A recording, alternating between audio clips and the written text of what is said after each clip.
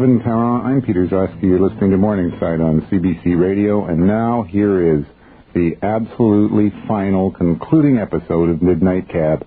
Today, Walker tries to find out who mugged Inspector Kiss in the parking lot. The mystery of the soft-hearted man.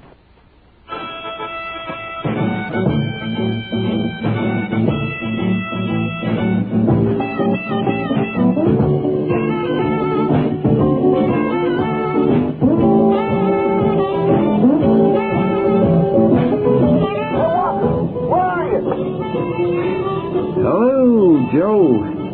What? Where are you? Nowhere. What? The corner of Harvard and Bathurst. You have a pickup at 2528 Kennedy Road. Hey, that's miles from where I am. Isn't there anyone closer? What? Never mind. I'm on my way. January 25th. It's the middle of the morning. The house is as quiet as a tomb. I can hear the tap dripping downstairs. I'm all alone. Just a few weeks ago, everything changed. Krista had already started her new job, December 1st, working days down at the cab company, managing the place. I was mushing my cab through the snowy streets, and Joe Smart, wonder mechanic, was dispatching. It was kind of hard keeping my spirits up. Krista's spirits were up, though, waiting around the cab company in her wheelchair or on her crutches, wearing her best clothes, a big smile on her face. And Martha, our daughter, she's a year and a half now, she's healthy and smarter than Krista and me put together, and me. I'd started working on my 4th unpublished novel. So everything was okay. So what if it wasn't in the cards for me to be a famous writer? I just had to, keep going. Anyway, that's what I was telling myself. Be a man, would you? When I got back from Kennedy Road that night, parked in the slush in front of Inspector Kiss's apartment across from Maple Leaf Gardens, and buzzed myself up. Inspector Kiss?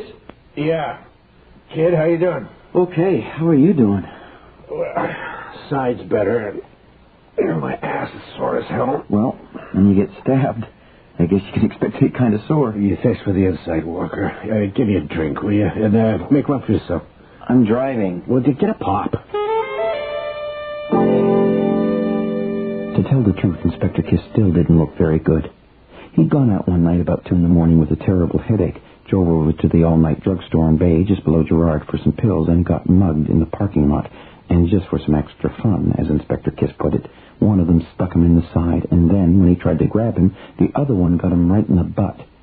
Inspector Kiss is more than a little tough, though. Got up out of the snow and drove himself over to Toronto General and passed out on the admission desk. Hey, it's that kid from Big River. Jeez. Mr. Piatelli? What are you doing here? What are you doing here? You look like a waiter. You're supposed to be driving my cab. Well, I just drop in about this time like every other night just to see if there's anything I can do for Inspector Kiss. Like run errands, stuff like that. Just for a minute. Do you want a drink? No, I wouldn't drink here. Yeah, he's afraid I'd poison him. Yeah? Really? Well, here's your drink anyway. Thanks, Walker. So, you guys, you've known each other a long time, I guess, eh? Yeah. Yeah. Yeah? Oh, that's good. So, yeah, he was the first guy I ever arrested. Weren't you, Alfonso? Yeah, Wilfred. You've been a pain in the ass ever since. Oh, excuse me. That's all right. I'm going. It was nice we could have this little chat. Yeah. Yeah, I appreciate you clearing things up for me. Don't believe me. I don't give a damn. Not that I haven't thought about it. You just lay off me. You understand? I'll see you around, Alfonso. How's your ass, Walker? it's fine. Then get it back in my cab. With that, Mr. Piatelli, all 300 pounds of him, went out the door. New tires. What? 1965. Alfonso was selling new tires, except they weren't exactly new. Oh. So, what was all that about? It's private, kid. It's private. Inspector Kiss continued to lean against the back of his armchair. He couldn't sit down, drink in one hand, cane in the other, and looked at me in his inscrutable, fathomless-eyed way, until I blinked and drank my pop. Could you wash the these dishes up today. I didn't get a chance last night. Yeah, Martha, if you don't quit wiggling... Hurry up, I'm late. Did you see that file on up on the kitchen table? Martha, where's that file? you want to go in your socks? You'll get wet feet on top of the fridge. Why did you put it up there? Because every other place was covered with dishes. Martha! It's because it's your week to do them, that's why. So, how'd your writing go this morning? I don't know. Okay. I just got started, and then Martha woke up. Oh, you'll get a couple of hours in this house, though. If you set the alarm for 3:30, that's pretty good. Yeah. Walker. What? I love you. I love you. I don't like doing this. What? What? Going out in the cold. Did you brush the snow off the car? Look at her, all strapped in, all zipped up, both boots on, hat half off, one mitten off, all ready to go. Martha looks pretty good, too, eh? Ha, ha. I'm not writing this app. I have to go downtown. This publishing place I sent Other Worlds. They said I didn't enclose enough postage to mail it back to me, so I'm going to pick it up. Oh. Well, there's other publishers, Walker. What do they know? Yeah. Some people just aren't very bright, are they? How do they stay in business? So anyway, I'll come over to the office about 5 and we can drive home together? Okay. After I picked up my manuscript, I dropped in to say hi to Inspector Kiss because I was close to his place and, well, I was curious about what was going on between him and Mr. Piatelli. When I got off the elevator, this woman and a boy of about 12 were coming out of Inspector Kiss's apartment. I held the elevator door open for them, waited. Hi. Hello. They disappeared behind the elevator door. A woman in her 30s, really tired-looking, and her hard-eyed kid, his baseball cap turned back to front. So, Walker, what are you doing here? I had to pick up another one of my manuscripts before they recycled it. Yeah? Well, yeah, come on in. Thanks. Can't stay too long. I'm meeting Krista. So, how's your, wounds? Yeah, my wounds are okay. Take off your coat here. You got time to make me a drink? I get tired making them all by myself all day. Get one for yourself. You're not working. Okay. So, who were those people that just left? What people? That woman and her kid. They just got in the elevator? What are you talking about? There wasn't anyone here. Yeah, I even held the elevator for them. Yeah, well, good for you. Now buy yourself some glasses. They must have come out of the next apartment, huh? Oh.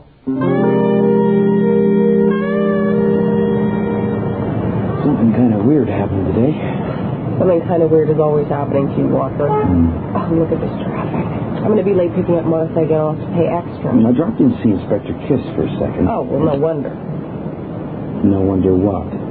I know he's your friend and everything, and he got stabbed, but he's a nut. Why? He called Alfonso today. I took the call. He was yelling at him. Alfonso was spluttering away. He stood up like he was going to have a heart attack, but he couldn't get a word in edgewise. Just Inspector Kiss's voice, like a machine gun. I could hear it halfway across the room. Rat, rat, rat. It was scary. It scared Alfonso. Gee. What did Mr. Piatelli say? Oh, he just said, "What would I be doing in a parking lot at 2 in the morning?" What? What else? I can't remember anything else. He slammed down the phone. I think he said, "They don't have no proof." And then he went storming off. Look. Alfonso, he wouldn't have had anything to do with what happened to his pet, would he?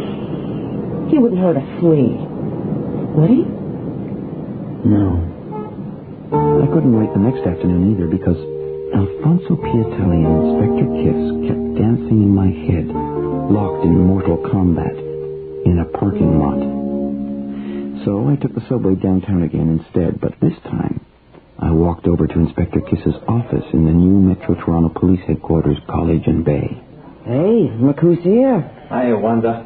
Detective Percival to you, white boy. Detective Percival. Get yourself a coffee. Sit down. No, it's okay. Just a sec. Reports. Better I should have taken a computer course in forensics. There. So, I hear you're looking after the boss. Yeah, I just drop in now and then. Grumpy as hell, isn't he? I haven't noticed any difference. Me neither. Bunch of us took over a present the other day. A soft, furry thing to sit on. Fits over his toilet seat. You should have seen his face. He didn't know whether we were serious or not. Oh, jeez. I don't think he's using it. No, of course he won't use it. He has to do everything the hard way. Ha ha. Don't you go telling him what I just said. Well, I don't know. I wouldn't want to, but I do need some information. Really? This is new. According to Wolf, you're the bright kid who usually has the information. Yeah, well, it's just that I've been wondering about Inspector Kiss, his own case, how it's going. You know, who stabbed him and stuff like that. We're on it. Great. Any suspects? Any clues? You know I can't tell you official police business, Walker. Inspector Kiss does all the time. Yeah? Well, he shouldn't, should he? Why? He seems really upset, that's all. So I was just wondering, maybe there's more going on than he might have said? Something like that? What's to go on? He was assaulted by two punks in the parking lot. Weird how it happened, though, don't you think? One guy stabs him in his right side. He grabs that guy. The other one sneaks up from behind him and stabs him in the left butt. What's so weird? Did you examine his wounds? Are you kidding? Well, the way he tells it, both of those guys must have been left-handed. And what are the odds against that? Oh, Lord. Either that, or there was just one guy, and the statement Inspector Kiss gave isn't exactly, accurate. That old bugger. I didn't suspect for a moment he wasn't telling me the truth. So, what if the attack wasn't random? What if it was personal? What if someone was upset at him, or he was upset? Wanda? Was he, upset with, anyone lately? Well, how could you tell? He's always just the same. Well, you know what he's like. He's not exactly Mr. Emotion. No. Okay. That was just a long shot. I'll let you get back to work. Thanks, anyway. Who knows? Maybe they were both left-handed. He wasn't upset about a person. He was upset about a situation a few days before. But I don't see... What situation?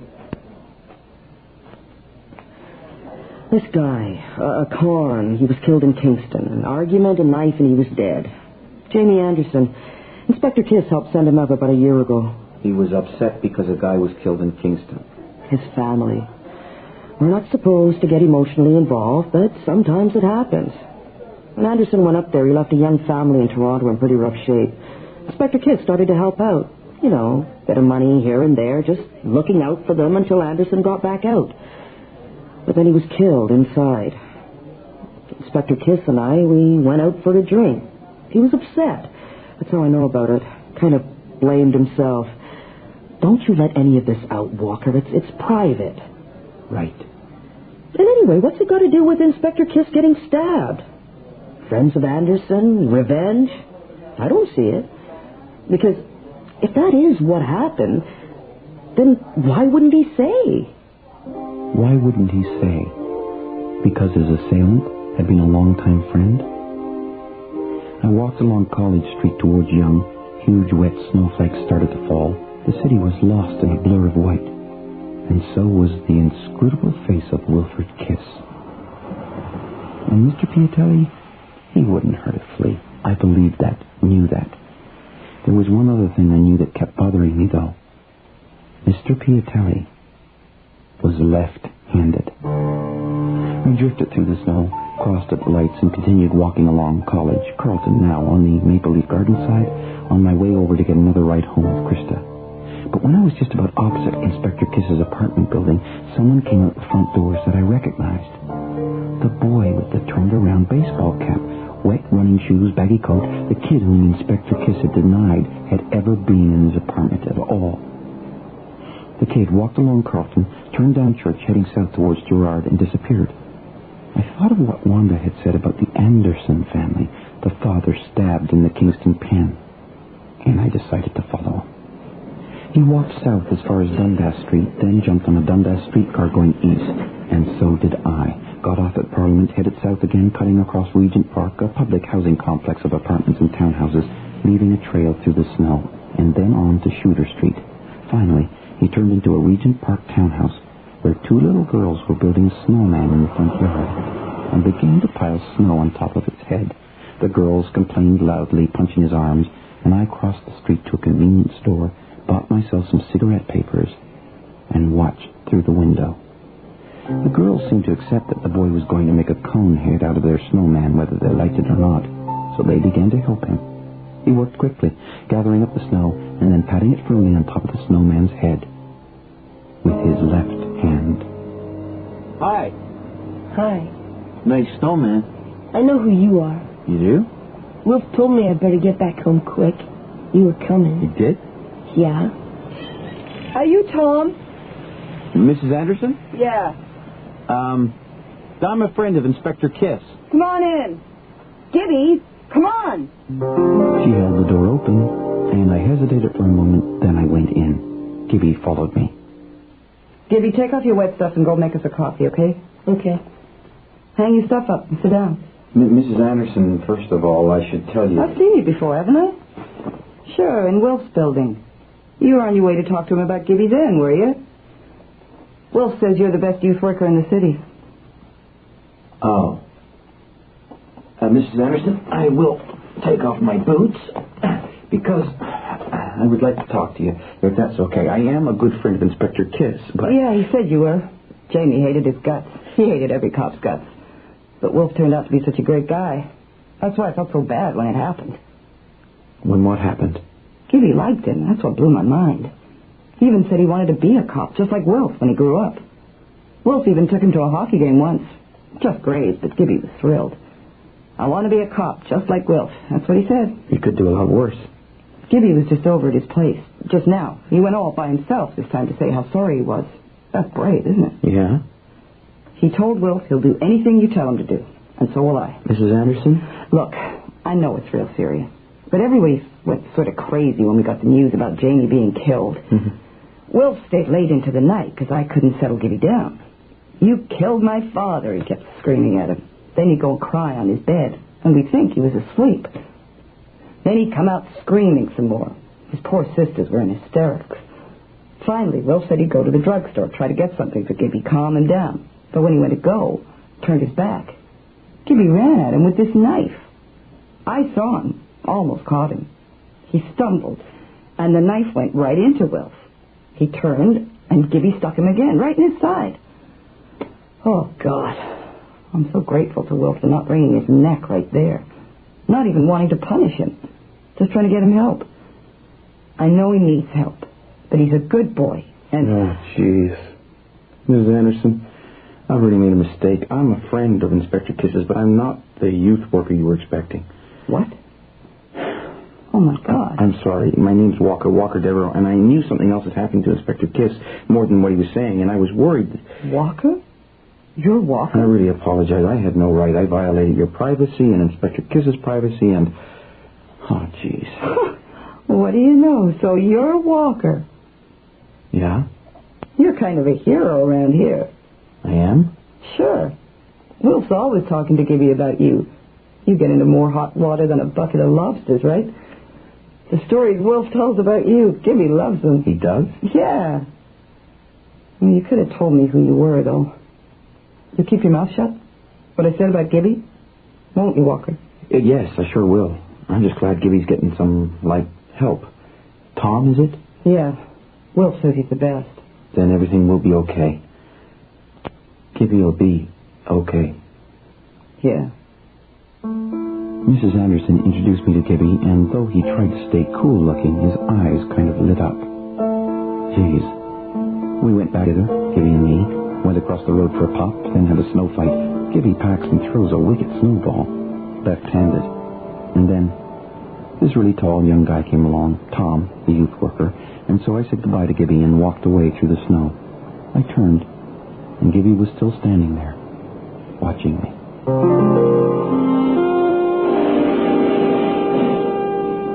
Hey, Joe, where's Krista? What? Is Krista around? I can't find her. What's it to you?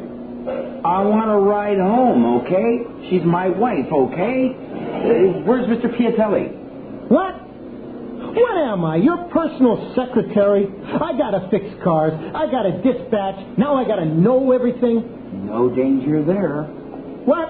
I checked at the side of the building. Krista's car was already gone, but I wasn't really worried. I told her I was coming downtown. I'd walk over for a ride home again, but maybe she forgot.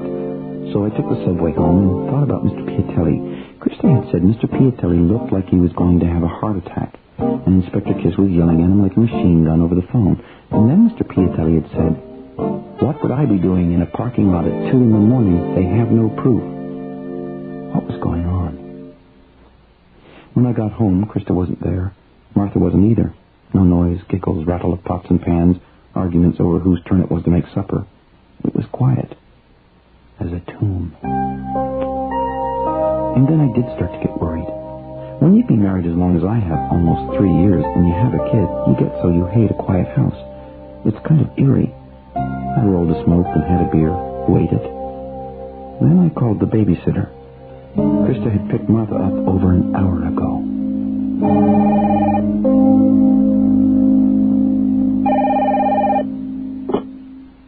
Hello? Walker? Oh, Mr. Piatelli. Walker, I got a problem here. What? What problem? You better come down to Wilf's place right now. Hurry up! It was about 6:45. Krista and Martha were about an hour past their usual time. I wrote a note, told Krista where I was going, left it on the kitchen table, ran out in the Dan4, flagged the cab, and headed down to Inspector Kiss's place. When I buzzed the apartment, no voice came over the intercom, just the front door clicking open. I took the elevator up, got off, and I saw Mr. Piatelli standing down the hall in front of Inspector Kiss's apartment, watching me. He looked away, leaned against the wall, like he was about to cry. I couldn't help it. I just lost it. I lost it. I looked in through the open door. The apartment was dark.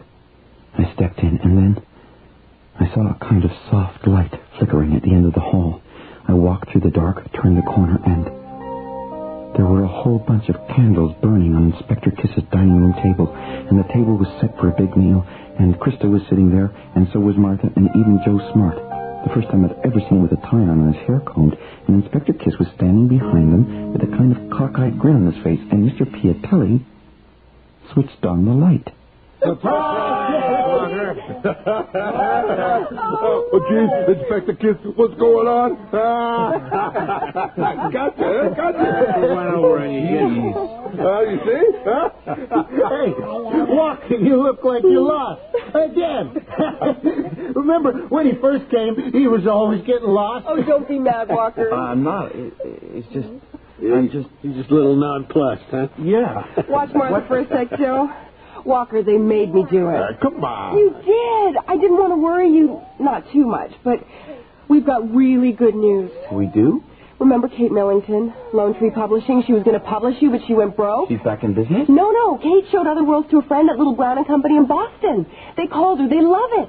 She called us just the other day. Why didn't you tell me? Well, you were out, and then Alfonso called, And I got this great idea. they're going to call at noon tomorrow. What? They've already assigned an editor. They're going to give you enough money to rewrite full-time, and then there'll be an advance against royalties. I kind of acted as your agent. Walker, you're a writer. Oh, jeez. It kills me not to tell you. It kills me. Oh, don't be mad, Walker. Walker, say something. Walker? I must have looked dumb just standing there. Then I hugged Krista, and I hugged her, and I hugged her, and she kissed me like crazy all over my face, and Mr. Piatelli cuffed my head, and Joe slapped my hand. Inspector Kiss gave me a wink, I think. And Martha, she hung over my neck through most of the supper, this terrific supper that Inspector Kiss and Mr. Piatelli had managed to cook together. It was amazing. So you thought I stabbed him, didn't you? Huh? Beautiful. It was beautiful. Okay, Alfonso. Don't keep rubbing it in. Why not? Because everybody's wrong once in a while. Well, Walker's helped out in a lot of cases, but this time, whoever those guys were that stabbed me, and it breaks my heart, but it looks like it's just going to remain a mystery, even to Walker. Right, kid? Right. I almost said, Gibby, look how smart I am. Gibby did it. But I bit through my tongue, and I didn't.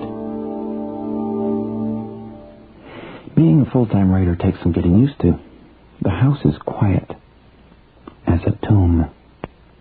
Krista's working, Martha's at her babysitter's, and I'm rewriting Other Worlds, trying to.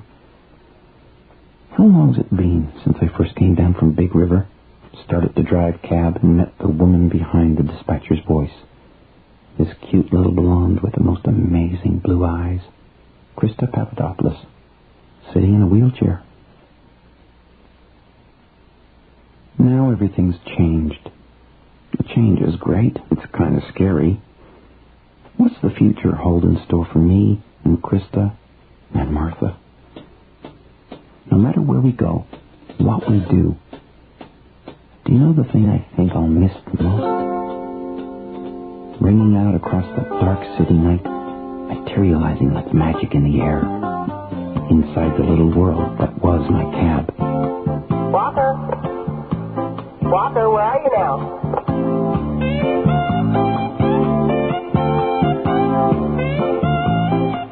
Thing I'll miss the most is listening to Midnight Cab on Morningside. I indicated at the beginning of this morning's program, but allow me to indulge myself by repeating. I have no proprietary interest in this whatsoever, but in all the time I was away and convalescing and listening to the radio, I became a member of the home audience for Midnight Cab. I loved it and salute all the people who were in a part of it. The Mystery, here they come, their names. The Mystery of the Soft-Hearted Man was written by James W. Nichol. David Ferry was Walker. Jacqueline Famuta was Krista. Howard Jerome was Mr. Piatelli. Neil Monroe was Inspector Kiss. Bill Colgate was Joe Smart. Allison Seeley Smith was Detective Percival. Kyra Harper was Yvonne, and Owen Leach was Gibby. Recording engineer was Janice Beyer, with sound effects by Matt Wilcott. Production assistant was Nina Callahan. Music was composed by Milan Kimlicka. Midnight Cab was produced and directed by Bill Howell. You can hear The Mystery of the Soft-Hearted Man again on Saturday night on CBC Radio on The Mystery Project, 6:30 in most of Canada, 7:30 in Atlantic Canada, 8 o'clock in Newfoundland. We have time to squeeze in a track from the new 4-CD compilation prepared by the Canada Council, one called Here and Now, a celebration of Canadian music. This is Maureen Forster with the National Arts Centre Orchestra, conducted by Mario Bernardi. It's just 2 minutes long, but in that time, the composer, Harry Summers, manages to pack in half a third hour this morning. One of our regular reports from Saskatchewan, a report from Nova Scotia about a new discovery of kaolin clay, quite an interesting material, and Brian Maracle on his new book, which is called Back on the Res, about going back to the Six Nations Reserve. I'll see you right after the news. I'm Peter Zosky. Good morning. It's 3 minutes before 11 o'clock. I'm Ken Lang with this hour's information update. For our first story, we go to Toronto for this late-breaking story. It's 3 minutes to 11 o'clock, and you're listening to CBC Radio 740. The provincial government says there's been a major setback in the talks to end the OPSU strike. Our reporter, Raj Ahluwalia, is on the line. Raj, what is the setback? Well, go back to last night, Jill. There were signals from both sides that an agreement was imminent. The government negotiators thought a proposal on bumping rights would be accepted by the union. It was the only outstanding issue. Anyway, when the union's response came back last night, there were, according to government sources, 12 new issues put back on the table. The government side was shocked. The cabinet minister in charge of the civil service spoke about that this morning in a scrum with reporters. And here's a bit of what he said, Jill.